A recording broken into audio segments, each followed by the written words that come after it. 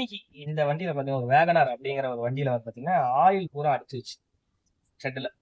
இந்த ஸ்டெட்டு வந்து இந்த நிலைமையில இருக்கும்போது நீங்க வண்டி ஓட்டுனீங்க அப்படின்னா என்ன ஆகும் அப்படின்னா டோட்டலா முதல் வந்து உடல் உடம்பு வந்து பெயின் ஆகும்.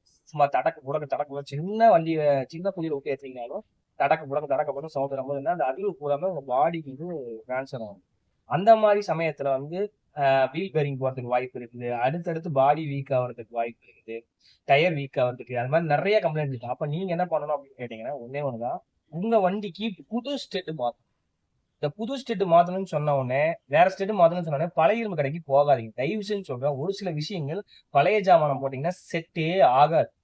ஓகேங்களா? தயவு செஞ்சு சொல்றேன். புதுசுக்கு போங்க. புதுசுக்கு போனீங்கன்னா உங்களோட நேரம் செலவினம் கம்மி. நீங்க கொடுக்குற பணத்துக்கு உண்டான உழைப்பு வந்து அந்த புது ஜாமானத்துல இருக்கு. நான் அதுதான் ரெஃபர் பண்றேன். உங்களுக்கு இது மாதிரி ஏதாவது தகவல் தேவைப்பட்டா கீழ் தெரியும் நம்பருக்கு கால் பண்ணுங்க. உங்களுக்கு ஏதாவது சர்வீஸ் பண்ணணும்னா உங்க வண்டியை சர்வீஸ் பண்றது நாங்க ரெடியா இருக்கோம். நீங்க ரெடியா இருந்தா